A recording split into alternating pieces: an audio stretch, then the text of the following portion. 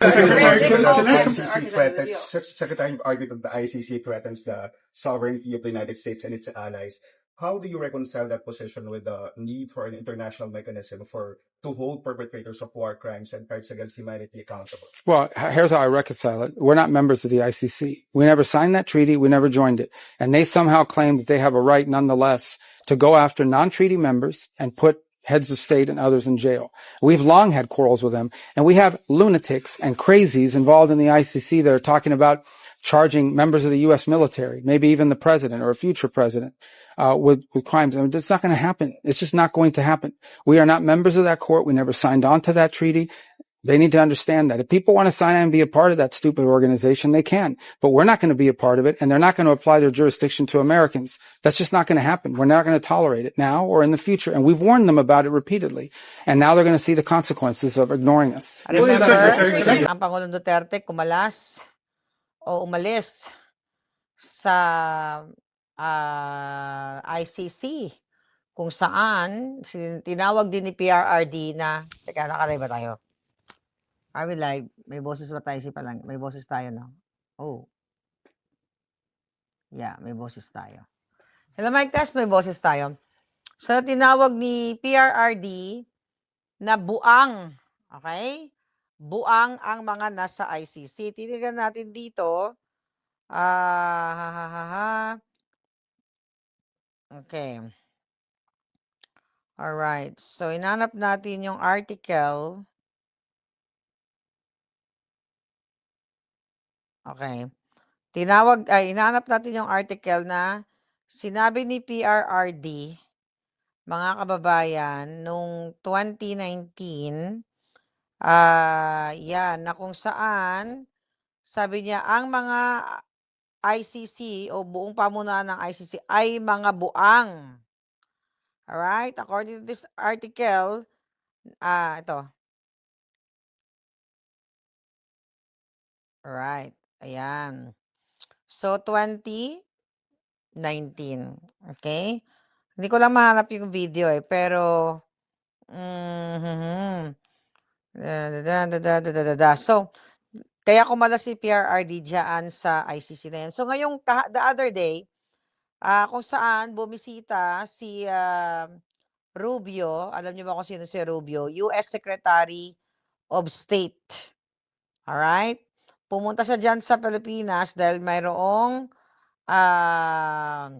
ASEAN Chuchu event. Pero nakikita ko dito, baka sinabihan si Bangag na pag hindi ka tumigil sa pakikipagsabuatan mo sa ICC, may kalalagyan ka.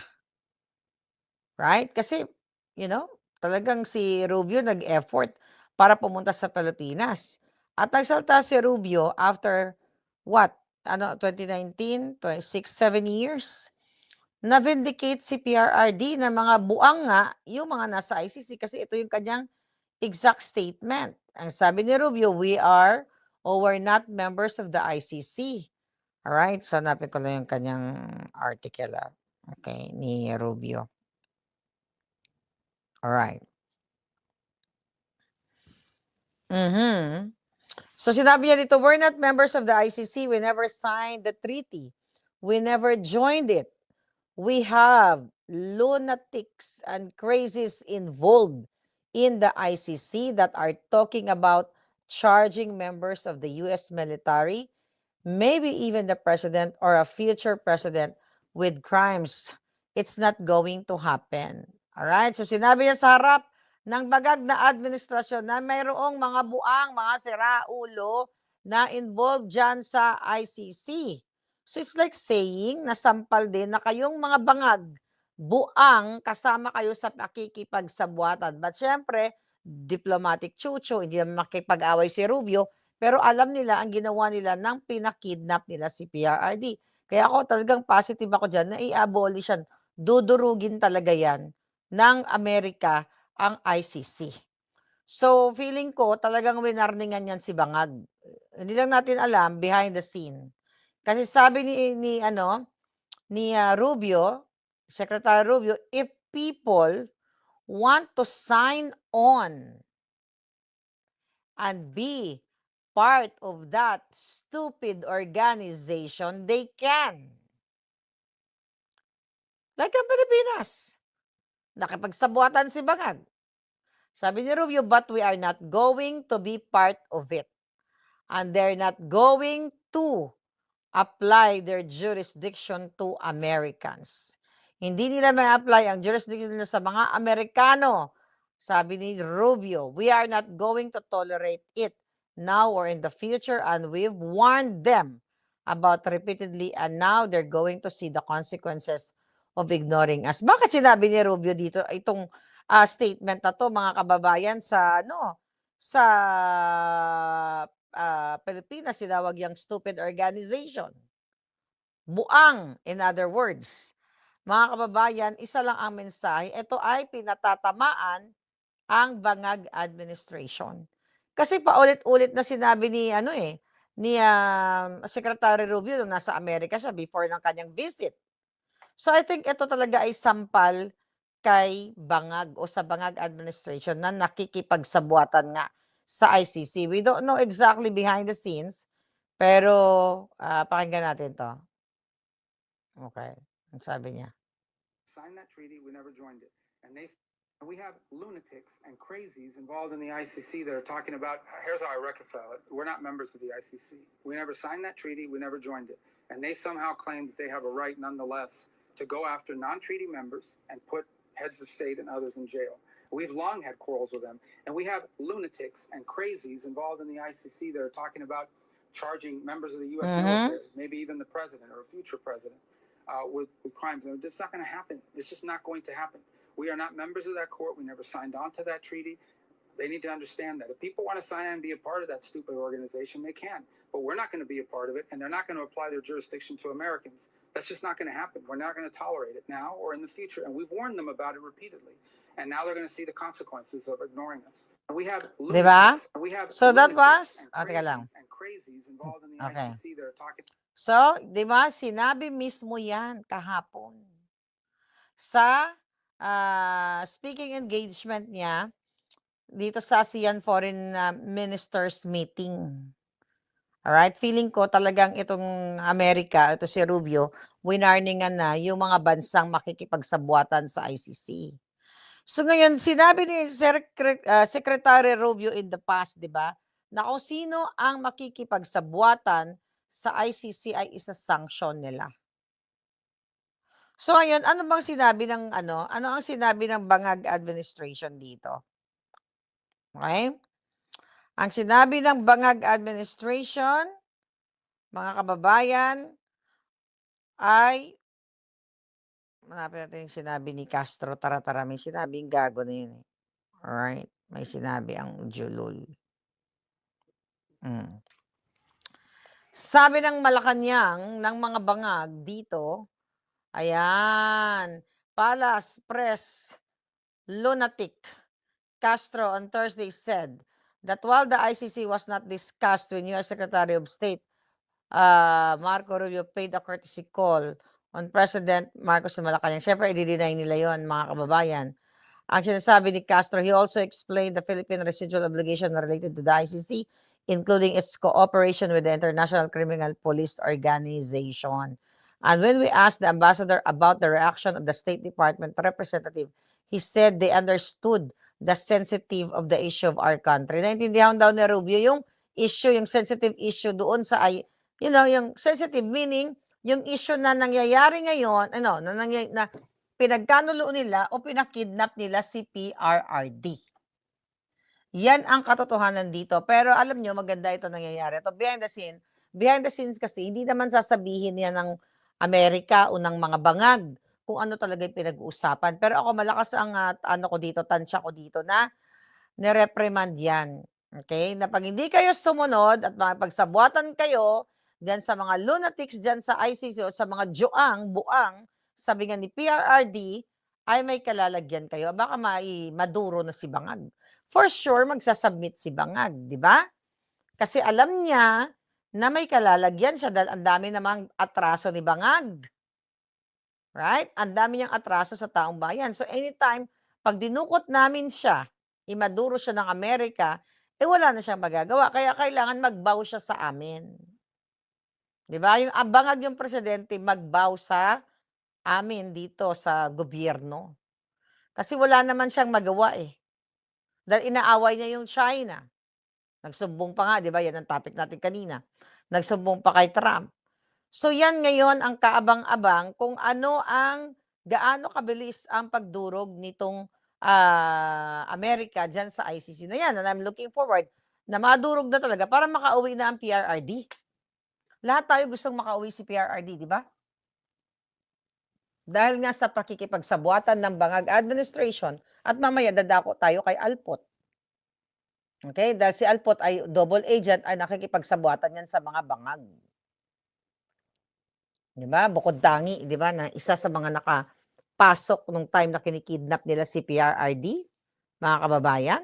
So itong issue na ito napakaganda dahil ang Amerika mismo ang gustong tugisin o i-dismantle o durugin ang mga juang sa ICC. So tama talaga ang PRRD, tama nasa right of mind or state of mind ang ating PRRD nung umalis siya sa ICC dahil ayaw ni PRRD panghimasukan ang soberenya ng Pilipinas at gumagana ang ating batas. Pero panahon ni Bangag ay tinraidor, pinagkanulo si PRRD. Minsan iniisip ko na lang, maybe blessing in disguise, may mga pangyayari na kailangan si PRRD magbakasyon muna sa ICC, 'di ba? Baka kasi kung nasa Pilipinas siya, baka ginorgor siya or for whatever reason.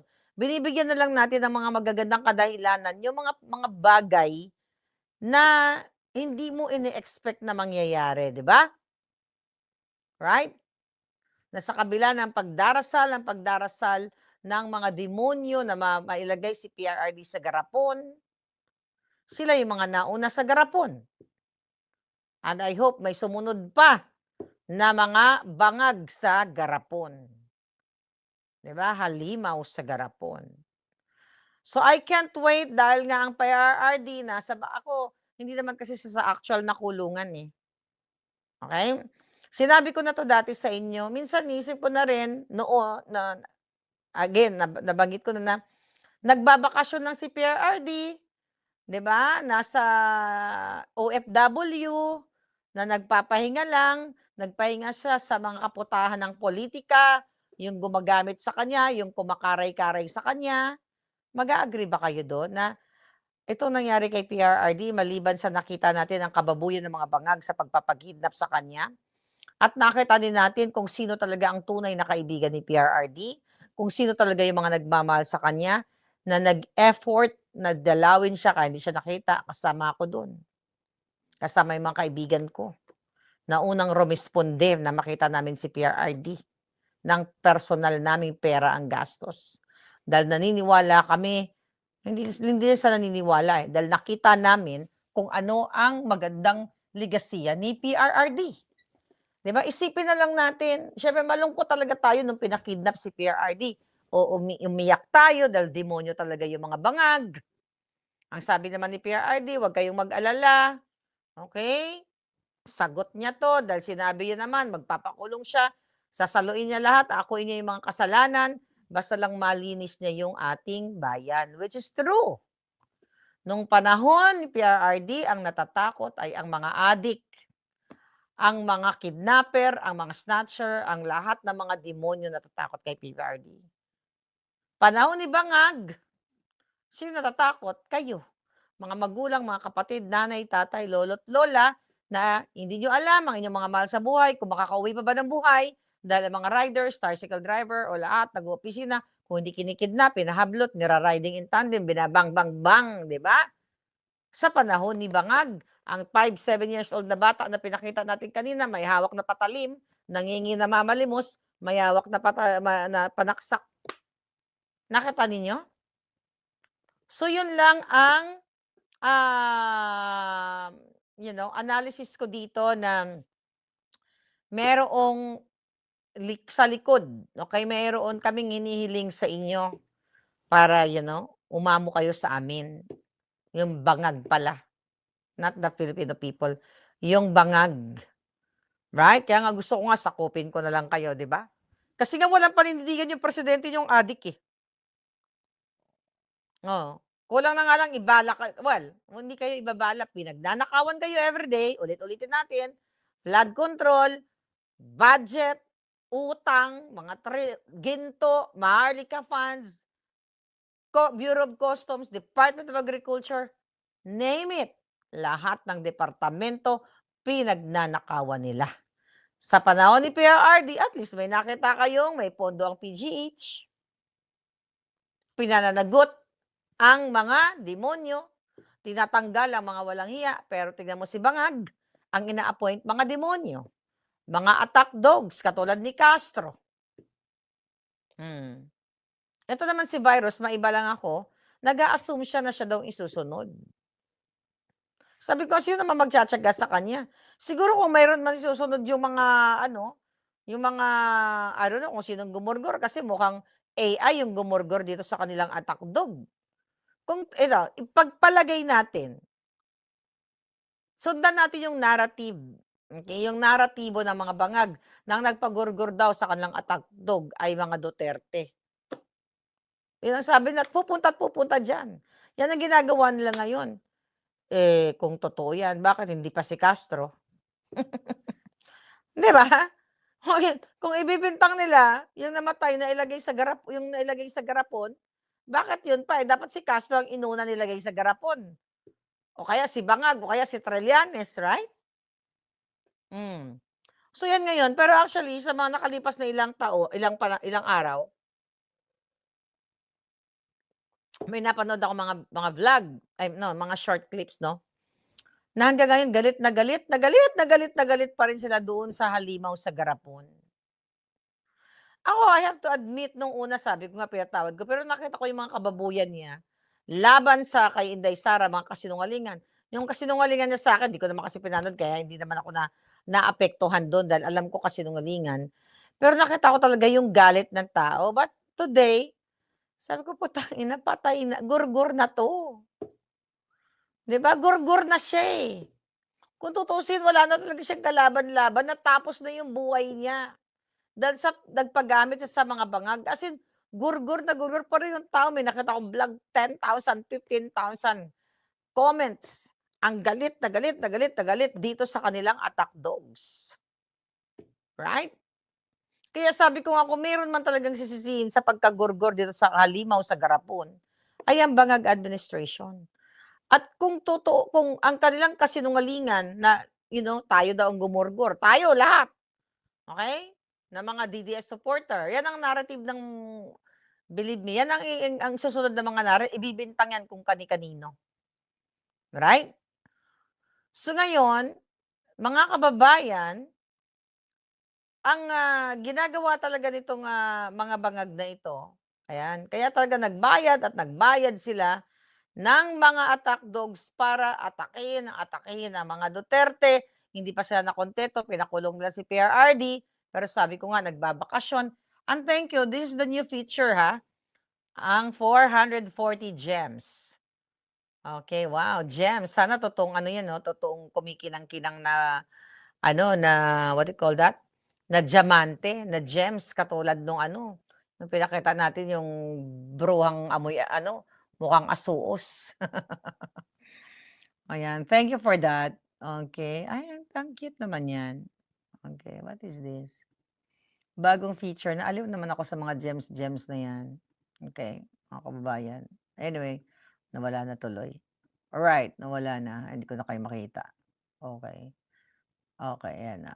Thank you, Palangginging. Okay. So, ngayon, looking forward na talagang mapasara na yung ICC at mapauwi ang PRRD para yung actually, what should I say? Yung isa kasing, okay, ganito yan. Actually, si Alpot, hindi ko na sana papatulan kasi natumba na natin siya eh. Di ba? Nakita na natin siya. Kaya lang,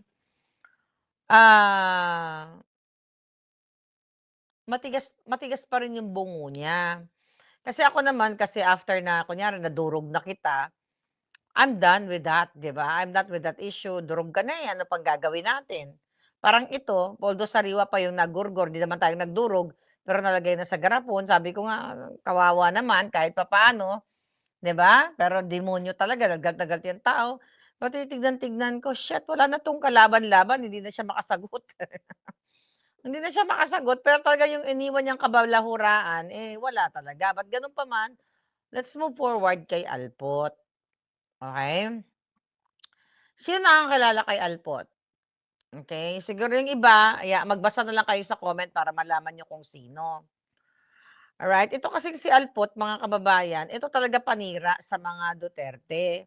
Dating yaya, dating nagtrabaho sa Malacanang, kaso lang yung pagiging boba niya, nagkaroon ng konting power, ayun, ginamit niya ng mga Team Alpotera at nagkakapera sila gamit ang pangalan ni PRRD, bumibika ang bilat ni Alpot kung kani-kanino para makagamit ng, makakuha ng pera and everything. Then, yung mga nakaraan ay, na pangyayari na nagbabayad siya ng pera do'n sa Hague para, maging underdog sa kanya. Hanggang ngayon nagbabayad pa rin siya, 'di ba? Namimigay pa rin siya ng pera, I don't know, pero mukhang wala naman na siyang I don't know, may mga natira pa siya sigurong pera, pero may mga binabayaran pa siya doon. Ang problema kasi done na sana yung issue kay Alpot. Pero may mga kasi sa'kin na information, yung mga dati niyang ka-team ay nagising na rin. At vindicated talaga ako na talagang yung mga binanggit ko in the past, yung pambababoy niya kay PRRD ay totoo at naniniwala na rin yung dati niyang mga ka-team. Alright? So good naman at, shout out naman sa inyo na nagising kayo na at least alam niyo na hindi ako nagsisinungaling. Dahil wala naman ako mahita, hindi ko na lang kayo papangalanan at grabe yung mga pinagsasabi niyo sa'kin, grabe ang mga kung murahin niyo ako, pero okey lang yan kasi nagmumura naman ako, eh.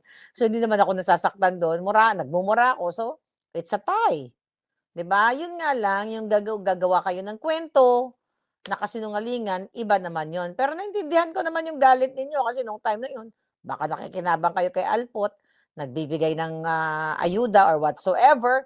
So, maintindihan ko kung kapit kayo sa patalim or what. So, kaso lang, itong si Alpot ayaw tumigil. Nandoon na naman sa dahig at nagtatago, "Ikaw putang ina mo ka, okey, tapos na sana ako sa'yo. Kaso yung kaputang inahan mo sinusuka ka na nga ng pamilya, wag ka na manggulo, okey? Sana last ko na lang 'tong magsalita tungkol sa'yo, dahil gaga ka. Akala mo walang nakakarating sa'kin, yung teleskopyo ko mula LA, umaabot hanggang dahig." So, yung mga nakaka-follow sa akin, alam niyo na 'to kung anong ginawa nitong kasalanan, yung pambababoy niya kay PRRD, alam niyo na 'to. Actually, ilang days ko na nalaman yun, kaya lang nag-isip-isip ako, sabi ko, "Pag-uusapan ko ba 'tong jutang Ginimis na 'to, eh, patay na 'to sa ano ko, eh, para sa'kin gurgur na 'to." Kaso lang, gumagawa ka na naman ng eksena diyan, Alpot. Huwag mo ipilit, okey? Napapasok ka diyan, ano bang plano mo? Ano ba, gugurgurin mo ba si PRRD? Inuutusan ka ba ni Satanas? Inuutusan ka ba nung matanda na kaibigan ni Satanas na nagbibigay sa'yo ng maleta? Ayaw mo pang manahimik, alagaan mo yung anak mo, gaga, yung 100 mong anak, hinayupak ka. Saan ka kumukuha ng pera, nagtatago ka pa, puntahan niyo diyan sa Ocean House. Diyan ka, akala mo, may nag-send sa'kin na picture, kasama mo yung ano mo, sidekick mong mukhang espasol. Do'n sa harap na 'yan, akala mo hindi siya nurse, hindi siya nagpapanggap lang siya, yaya siya, isang boba, okey, na dumidikit sa mga Duterte gamit ang mga optics. Pinlano niya na video-videohan ang mga pagsuklay-suklay kay PRRD, kung ano-ano mga kaputahang ginawa in the past, right? Akala mo hindi ko alam, nandiya-diyan kayo sa Ocean House. Kasi yung picture na sinend sa'kin, nandiyan si Espasol, alam ko yung may pizza doon, may Pilates. Akala mo hindi ko kabisado yung lugar na 'yan, actually favorite place ko 'yan sa Den Haag, okey? Pero dahil nag-stay ka na diyan, 'di na ako magsi-stay diyan ever. Na-inlove ako sa place na 'yan. Alam ko yung pizza, ta's may coffee shop, may chocolate, ganyan-ganyan. Kahit pumikit ako, alam ko yung lugar na 'yan because nag-stay kami diyan siguro for 2 weeks, 3 weeks maybe. So anyway, Pumupunta ka diyan sa ICC para ano, nagmaskara-maskara ka pang hinayupak ka. Nagmamas pa siya para hindi daw siya makilala. Nanggugulo ka na naman. Ikaw ang punot dulo ng kaguluhan sa Hague kaya nag-away-away yung mga tao. Na hayop ka. Magkano ba kasi binabayad mo kay Chipmunk kung meron man? At ikaw naman, Chipmunk, akala mo hindi ko alam ha? Yung grupo ninyo, may grupo kasi sila. Okay, may puting ahas ako diyan sa loob ng grupo niyo. Eh, ang sabi mo, Chipmunk, sabi kasi ni Chipmunk, "Ay, walang dalaw ngayon. Kaya wag tayo pumunta ngayon sa street, ganyan-ganyan." Yung pala, ayaw lang niya ipakita sa mga grupo niya na itong si Alpot bumabalandra doon, nagmamas na ganyan, nagpapanggap. Hindi ka naman nakakapasok. Anong gusto mo? Magpupuslit ka diyang hayop ka? Yung mga anak mo, alagaan mo. Huwag ka magpanggap na matino kang putang ina ka. Ang puhunan mo para mabuhay sa mundo, ang bilat mo. Yan. Gumagawa ka talaga ng kaguluhan dyan. Dahil ba alam mo, andyan si Inday Sara darating, poporma ka. Sinusuka ka na nga ng mga Duterte. Kala mo hindi ko alam? Huwag na kayo maniwala sa alpot na to. Magbasa kayo dyan sa comment. Napag-alaman ko na sinusuka ka, mabait lang ang mga Duterte. Ayaw ka lang sampalin. Anong ginagawa mo dyan? Ba't ka nanggugulong hayop ka? Buti na lang wala ako dyan eh. Pag nandyan ako talagang mumurahin kita, talagang sabihin ko sa'yo, "Oh, anong ginagawa mo dito? Hindi ba ka ba kontento sa kakabika? Saan ka kaya kumukuha ng kapal ng mukha?" Sabi ni Sunny Whips, yan ang pinakamaganda. "Manggugulo ka na naman diyan, may picture-picture ako kay Inday, picture ko ma'am, ma'am, ganyan-ganyan." Isinuka ka na nga ng mga dati mong kasamahan na nagtatanggol sa'yo. At mini-mention pa ako na tama si Maharlika. Nagtanim ka ng kasinungalingan para magalit yung tao sa akin, magalit kay Harry Roque. Na totoo naman ang sinabi namin lahat. Pinipilit namin magkaayos ang sa mga tao sa daig. Pero ikaw ang gumawa ng kwentong hayop ka. Nagpakampi ka pa sa mga kaibigan namin pare-pareho. Kaya sa mga kaibigan ko, isa-shoutout ko silang lahat. Wag na, nanahimik na lang. Okay? Sa mga kaibigan ko, wag na kayo umasa diyan. Akala niyo mabibigyan kayo ng pass? O sa mga alpot, hindi na kayo mabibigyan ng passes o whatever. You know? Iba na ang mundo ngayon. Nalaman na ng pamilyang Duterte ang kadyutahan niya, mga kasinungalingan, mga gawa kwento. Even yung mga ex-members niya or ex-team niya or ex-friends niya, alam na. Alpot, alagaan mo yung anak mong putang ina ka, mag-aral ka para tumalino ka ng konti. Hindi yung puro ka letsya ang ginagawa mo. Yeah. Guguluhin mo na naman yung mga tao diyan? Ikaw ang dahilan kung bakit may nagsuntukan, may nagsapakan diyan, kung bakit nagkahati-hating hayop ka. Ang saya-saya ng mga tao diyan eh. Nang dumating kami, ang saya-saya, walang issue. Pero nagpakalat ka ng pagkakampi-kampi. Ikaw ang punot dulong hayop ka dahil ikaw nagpapanggap na ikaw ang ano? Ikaw ang bigaon? Yes, Mama Rivik. Nakakagigil kasi itong hayop na 'to. Patago-tago ka ba diyan sa tinted na car? May pinadala ako diyang emisaryo. Akala mo may pinadala ko, binababantayan kita. Matakot ka na, pinabibidyuhan ko. Sabi ko, "Videohan mo yung bilat ni Alpot." Akala mo, sige, magtago ka diyan sa Ocean House. May inatasan ako diyan na videohan ka. Kahit naka-mask ka, kilala ka, kita yung up mo. Yung isa kasi may kasama siyang isa. Kaso lang naiimpluwensyahan siya nito ni Alpot. Okay, in fairness mabait naman yun. Kausapin na rin kita. Okay? Counselor. Wala naman akong galit sa'yo, Counselor. Okay? Counselor G. Ng, ano bang, saan ba siyang counselor? Anyway, Wag mo nang isawsaw yung sarili mo diyan, binababoy ka niyan, sinisiraan ka. Nung magkakasama tayo sa bahay, sinisiraan ka nga eh. Tapos nauuto ka diyan, gagamitin ka, baka mamaya bigla ka na lang saksakin sa likod, ikaw din. Wala naman akong personal na galit sa'yo. I know your story. Ba't hindi na kita kakaladkarin? Dahil wala ka namang, hindi ka naman masama katulad niya. Okay? Hindi na kita kakaladkarin dito, ha? Pero gusto lang kita bigyan ng warning, friendly advice.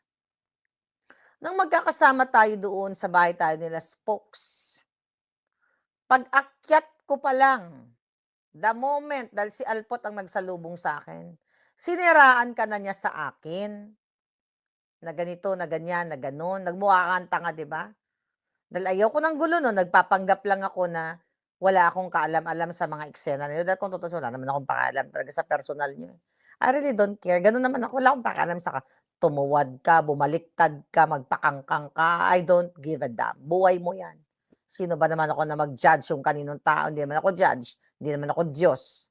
But the problem, itong si Alpot kasi mga kababayan, ang punot dulo ng katarantaduhan dyan sa daig.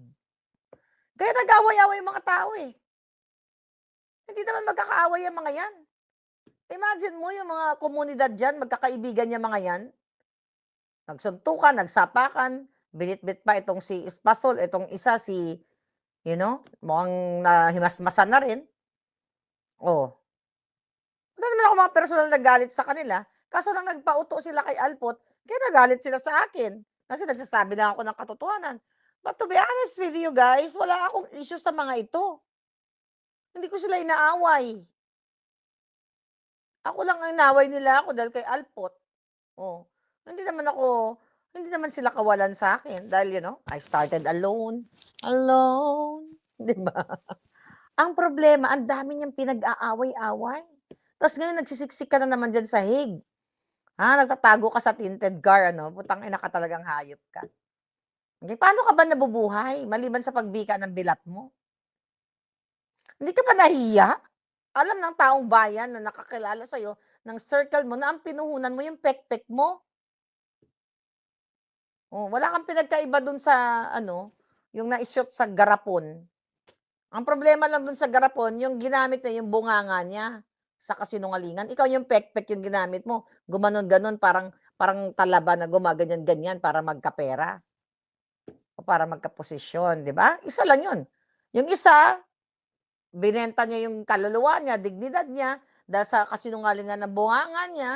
Yung isa naman, ikaw naman, yung kipay mo yung ginagamit mo para mangagat ng mga boto. Ay, nako. Ayaw na talaga kita sanang pag-usapan dahil that was last year ba yun? Anong taon na ba kita ngayon? 26? Yeah, last year na yun. Tapos ka na sana. Pero may nag-report sa akin na teleskopyo. Umaasa ka na makapuslit ka doon. Anong kaputang inahan yan? Hindi ka ba naawa sa mga anak mo? Diba? Hindi ka naawa na yung time mo, i-devote mo sa anak mo. Uy, gaga daw, gaga ka nga Alpot, kagid. Ano gid abi? Mapaitot-itot kagid to? Hindi ka ba nakontento sa mga buto, sa mga tigulang ginadalok-dok mo sa imo nga bilat, hindi kagid? O kwarta, ano gid abi ang ginalagas mo day? Kwarta o kahon o maleta? 'Di ba? Ang bilat mo nga pangagat nga daw litob, ganon. Buti sana kung ang bilat mo dako, ang bilat mo daw kasing laki ng agihis. Ay to. Alam mo, like na lang tayo. Ayoko magalit kasi alam mo, actually, bagsak ka na eh. Huwag mo nang ipilit. Bagsak ka na, ayaw na nga kitang murahin na hangga't maaari. Kasi nakakaawa ka na. Hindi mo na maibabalik yung mga dating ini-enjoy mong perks nung panahon presidente pa si PRRD. Ang dami mong nanlokong tao. Ang dami mong mga nagbigay sa'yo ng regalo, perks, ganyan-ganyan. Ano gusto mo? You're young.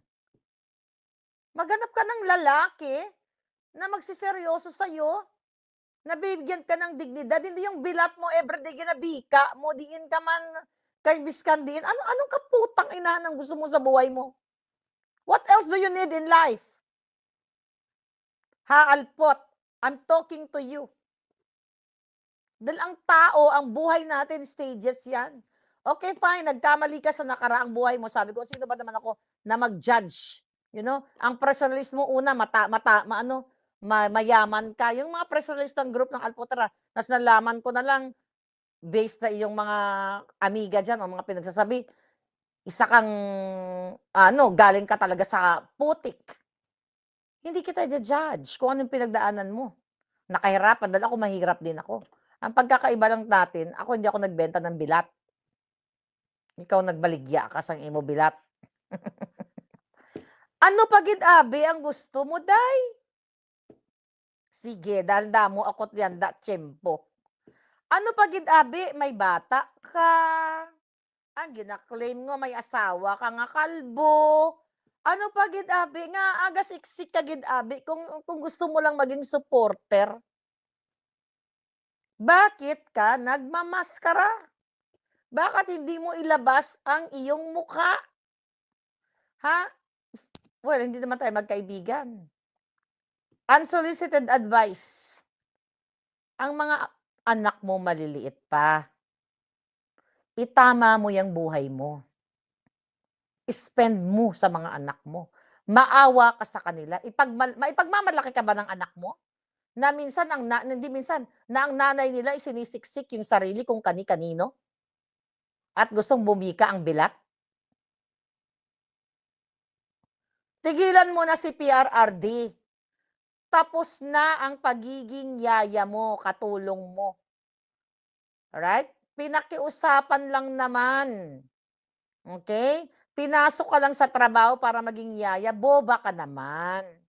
Wala kang alam. Wala kang ang communication skills. Okay? As in, wala. Purdoy, bagsak, basura, kanal, name it.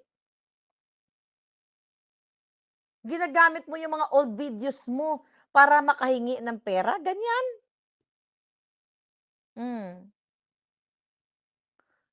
Umuwi ka sa Negros, day. Alagaan mo ang anak mo, ang mga anak mo. Tumigil ka na dyan sa gumagawa ka ng kaguluhan. Ang mga tao naghilom na. Actually, may mga nakausap ako, yung mga kaguluhan dyan sa higmo, ang naghihilom na ang kanilang mga puso. Yung iba nagkakapatawaran na ikaw lahat ang nagdulot. Ako naman, wala naman akong galit sa mga tao doon. Sila lang naman yung gumagawa ng kwento sa akin. Di ba? Sa totoo lang. Nung kami, doon pa si Harry Roque, pinilit. Alam nyo yan. Alam nyo yung mga dating umaano kay Alpot, alam niyo yung naging role ko dyan. Namin ni Harry, gusto namin kayo pagbatiin. Dahil iisang sinusuportahan natin.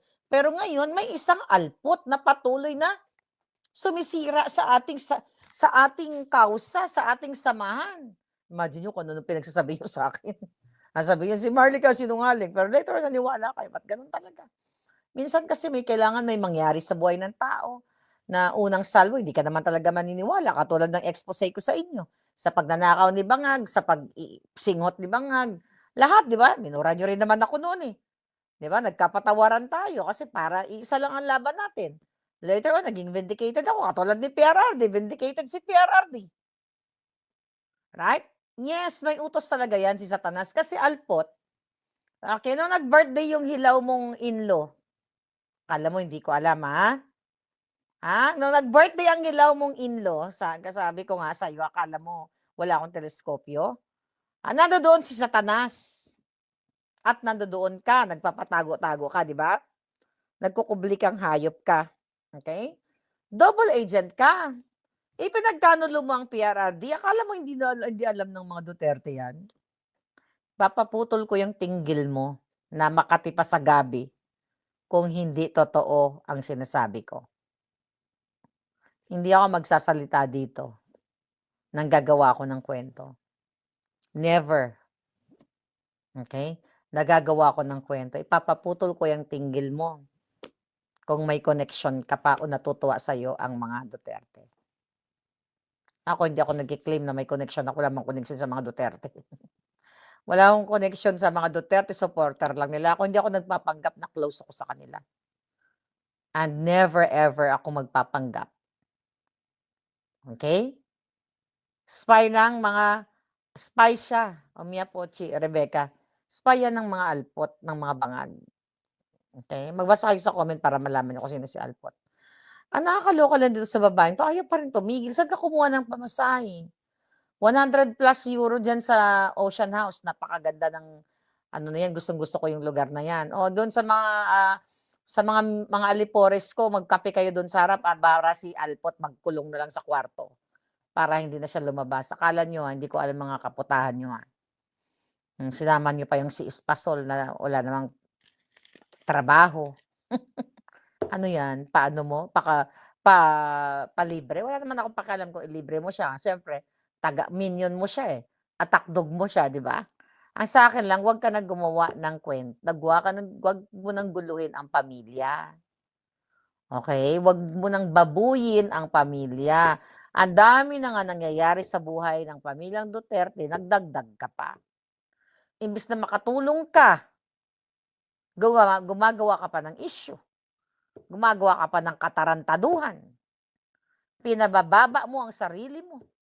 Binababoy mo si PRRD. Huwag ka na umasa, Alps. Huwag ka na umasa. Yung nasa utak mo lang yan. Nag-hallucinate ka na. Yung mga kinuwento mo sa amin noon, mga kasinungalingan mo na ganito, na ganyan, ayoko na lang po babanggitin in respect kay PRRD. Because we love PRRD. Hindi ko na ibabalikan yung mga sinasabi mo. Yung mga kaputahan mong kinuwento sa amin noon, kalimutan mo na yung mga katang-isip mo. Kung may totoo man doon, isa, dalawa, kalimutan mo na. Para tigilan na kita, huwag ka na bumalik dyan sa Hague. Okay? Kasi sinusuka ka naman na ng pamilya. Huwag ka na, dahil nakamarka ka na double agent ka talaga. At ito ka lang, pera-pera. Galing ka kasi sa lusak. Ayaw mo nang bumalik sa putikan, pues, magtrabaho ka ng marangal. Hindi yung bilat ang binibika mo. Tsaka matanda ka, nakagero na yung bilat mo eh. Alap-apo na yan, gurangtot ka na. So kung meron man siguro mga businessmen dyan, napapatol sa bilat, yung maghanap-hanap sila ng sariwa. Okay? Hindi yung sayo, pinagpasapasahan na. Right? Tigulang na siya, no? Boy gising. Actually, hindi naman issue kung tigulang ka or what. You know, dapat meron kang pinagkatandaan. Alam mo, boy, lahat naman tayo tatanda. Lahat tayo tatanda.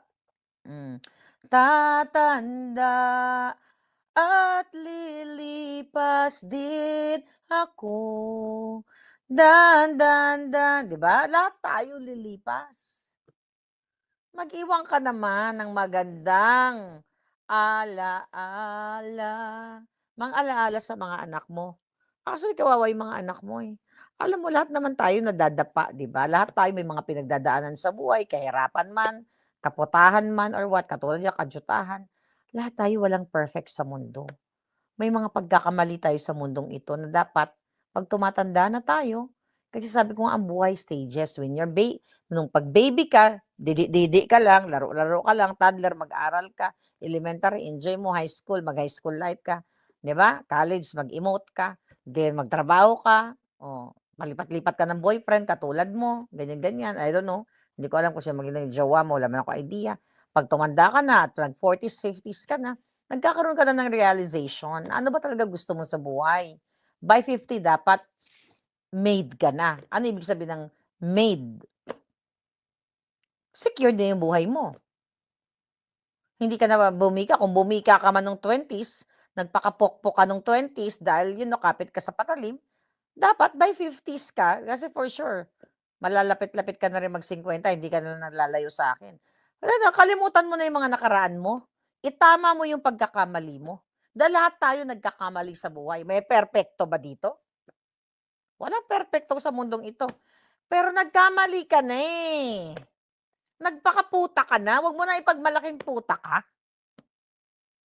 Yun lang yun. Wag mo na ipaglaki yung pagiging pokpok mo, pagiging Marlboro Chokchak Chenis Eklabush. I-reserve mo na yung natitira mong buhay, panahon mo para sa mga anak mo. Ano pag Abi, ang ginasiksik-siksik mo da sahig? Sige, Abi. Eh, natatakot ka naman, nakamaskara kang alpot ka. Ano, gid? Sige. Pag gusto magpaliwanag ka, ano gid ang imo nga biga? Ano ang gusto mong patunayan? Kasi walang iya ka eh. Eh, sinusuka ka na nga, alam na ng tao dun sahig. Actually, hindi lang siya isa eh. Dalawa sila. Okay, yung isa yung counselor, ewan ko ba 'to si counselor? Tama na yan counselor. Diyos ko, tigil niyo na yan. 'Di ba? Puwede naman maging concern, pero wag niyo nang dagdagan yung problema ng mga Duterte. Gumagawa pa kayo ng eksena. Ano gid-abi? Tantanan niyo na yung mga Duterte, pinagkitaan niyo na nga. Diyos ko po, ayaw niyong manahimik. Pero talagang si Alpot ayaw manahimik. Ano gid-abi? Ilang taon yung mga anak niya? 12 niyang anak, may 10, 15 years old. Alam mo Alpot, maswerte ka. Alam mo kung bakit? May kakayahan ka na mag-spend ng time mo sa mga anak mo at that difficult or crucial age, informative years or whatever. I don't know kung ilang taon yung mga anak. Alam mo, maswerte kasi ako, nung ang anak ko ay 7 years old. Okay, 7 at yung isa 10, 11. Hindi ko sila kapiling. Hindi ako naiyak. Maswerte ka na nga eh, ang mga anak ko. Basilya! Baka magising yung mga tao. Crispin! Ang mga anak ko, nasaan kayo? Mga alpat! Anyway, putangin na kasi ito eh. Hindi, pero totoo yun Nung baka maglaway-laway tayo dito katulad ni sino yung alpot na yun? Isa pa yung alpot, si Laway. No, nung ang anak ko 7 years old at saka 10, 11, ganyan, hindi ko sila kasama. Gusto ko sila makayakap. Nandito ako sa Amerika, nagapala, nagapiko ng pira. Tatawag ako, anak, pupunta tayo sa Disneyland, anak. Yung mga, nagtulo-tulo ang aking luha. Tapos yung bunso ko, Mama, kailan ba kami pupunta dyan? Mama, pupunta ako sa Knott's Berry Farm. Tapos ginugugol ng anak ko yung bunso ko, punyeta. Yung bunso ko, ginugugol niya lahat ng mga areas. Mama, pupunta ako sa Disneyland. Mama, pupunta ako sa Universal Studios, sa Six Flags. Hindi ko nga alam yung mga lugar na yan dahil hindi naman yun ang focus ko. Tumutulo yung luha ko, alpot. Kay kaluluoy man ang akon mga bata, hindi ko nakapiling, malayo ako. Pero ikaw, you're young, you still have time para ipakita yung pagmamahal mo sa anak mo. Huwag ka magpanggap na happy family ka. Dahil hindi ka happy family. Huwag ka manira ng pamilya. Demonya ka eh. Baka masunod ka sa garapon dahil sa ginagawa mo, baka karmahin ka. Itigil mo na yan. Huwag ka nang sabi ko sana last ko na lang tong pakikipag-usap kasi namatay ka na sa vlog ko ng kata. Hindi ka naman kata binibigyan ng ang tawag diyan ng panahon. Tatigan ko lang. Alam mo ba, Alps? Tingnan mo may nag-message sa akin, no? Yung mga anak mo daw, okay, sabi to ng may nag-send sa akin. Teka lang nakakatawa to. Ito mga kaibigan mo to may nag-send sa akin. Sabi dito, ayan, ang kabit. Ang sabi dito, yung mga anak mo daw iniiwan mo lang sa yaya. Ay nako, maawa ka sa mga anak. Alam niyo kawawa yung mga bata. Kaya kayo, guys, mga palangga, kung meron akong wish sa atin lahat ng mga Pilipino, yung huwag kayo mahiwalay sa mga anak niyo, napakahirap. Kaya maraming broken family. Dahil si lalaki nag-abroad, nagkaroon ng girl lalo sa ibang bansa. Si babae nag-abroad, nagkaroon din ng boylet sa ibang bansa. Kasi mahirap tayong bansa, third world country tayo, 'di ba, na tinatawag. Okay, developing country chuchu. Pero mahirap yung bansa natin kaya tayo nahihiwalay tayo ng 6 months, 1 year, 2 years, 3 years. Alam mo, bullshit 'yan. Alam niyo kung bakit? Tayo lang ang karamihan sa ating mga Pilipino nahihiwalay sa ating mga asawa.